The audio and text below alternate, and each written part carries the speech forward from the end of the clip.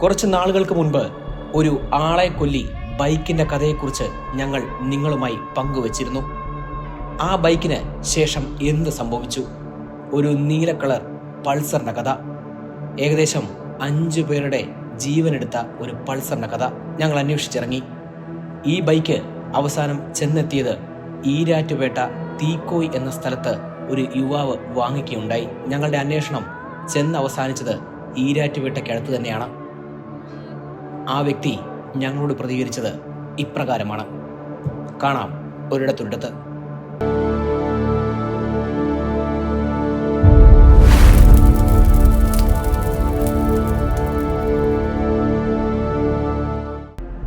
രണ്ടായിരത്തി 2007 കാലഘട്ടത്തിൽ നടന്ന ഒരു ഇരുചക്ര വാഹനം വരുത്തിവെച്ച അപകട മരണങ്ങളെക്കുറിച്ച് ഇതിനു മുമ്പ് ഞങ്ങൾ ഒരിക്കൽ സംസാരിച്ചിരുന്നു.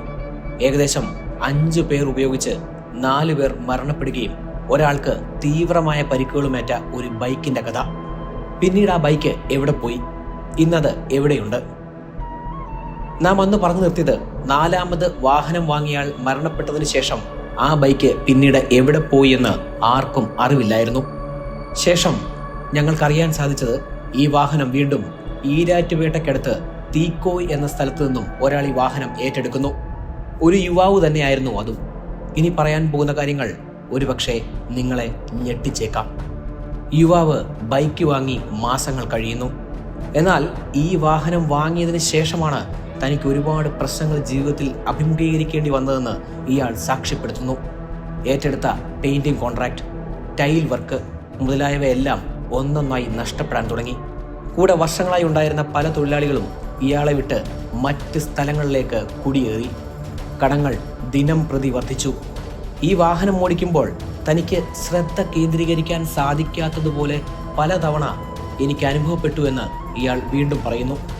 തനിക്ക് അമിതമായി ക്ഷീണം, തളർച്ചയൊക്കെ പെട്ടെന്ന് പിടികൂടുന്നതായി തോന്നുന്നു.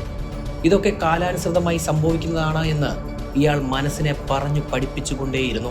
എന്നാൽ പെട്ടെന്ന് എങ്ങനെ ഇങ്ങനെയെല്ലാം സംഭവിക്കുന്നു എന്ന ഒരു വലിയ ചോദ്യം തൻ്റെ മനസ്സിൽ എന്നും ഉണ്ടായിരുന്നതായി ഇയാൾ പറയുന്നു. ഇനിയാണ് ശ്രദ്ധിക്കേണ്ടത്. തൻ്റെ ഏറ്റവും പ്രിയപ്പെട്ട സുഹൃത്ത് വിദേശത്തേക്ക് പോകാൻ ഒരുങ്ങി നിൽക്കുന്ന ഒരു സമയം. പോകുന്നതിന് മുമ്പായി സുഹൃത്തിനൊപ്പം ഇയാൾ തൻ്റെ ഒരു ചെറിയ കോൺട്രാക്ട് വർക്ക് നടക്കുന്ന സൈറ്റിൽ പോകുന്നു. അവിടെ നിന്നും കവറിൽ പൊതിഞ്ഞെടുത്ത ചില പണി സാധനങ്ങൾ പിന്നിലിരിക്കുന്ന തൻ്റെ സുഹൃത്തിൻ്റെ കയ്യിൽ പിടിക്കാൻ കൊടുക്കുന്നു. ശേഷം ഇവർ വീട്ടിലേക്ക് യാത്ര തിരിക്കുന്നു. എന്നാൽ വഴിമധ്യേ വാഹനം അപകടത്തിൽപ്പെടുന്നു. ഇവർ വാഹനത്തിൽ നിന്നും ദൂരേക്ക് തെറിച്ചു വീണു.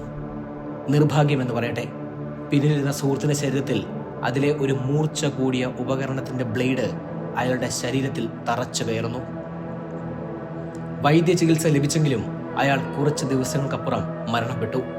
താൻ ഇതോടുകൂടി മാനസികമായി തകർന്നു പോയി എന്ന് അയാൾ ഇന്നും ഓർക്കുന്നു. മറ്റുള്ളവരുടെ ശകാരവർഷങ്ങളും അതിനെ തുടർന്നുണ്ടായ ബുദ്ധിമുട്ടുകളിൽ നിന്നും താൻ ഇന്നും കരകയറിയിട്ടില്ല എന്ന് അയാൾ ഉറപ്പിച്ചു പറയുന്നു. ശേഷം അയാൾ ഈ വാഹനം ഒരു സ്ക്രാപ്പ് ബിസിനസ് നടത്തുന്ന ആളെ കണ്ടെത്തി വാഹനം പൊളിച്ചെടുക്കുന്നു. അതിൻ്റെ RC ബുക്ക് ക്യാൻസൽ ചെയ്ത് ഉടൻ തന്നെ നശിപ്പിച്ചും കളയുന്നു. ഇതൊക്കെ വെറും കെട്ടുകഥകളെന്നോ അല്ലെങ്കിൽ കാലാനുസൃതമായി സംഭവിച്ചതെന്നോ ഒക്കെ പറഞ്ഞ് നമുക്ക് തള്ളാമെങ്കിലും ഈ പറഞ്ഞ വ്യക്തികൾക്കുണ്ടായ അനുഭവങ്ങൾ നാം ഏത് ഗണത്തിൽപ്പെടുത്തും? ഇത് സത്യമോ മിഥ്യയോ ആകട്ടെ.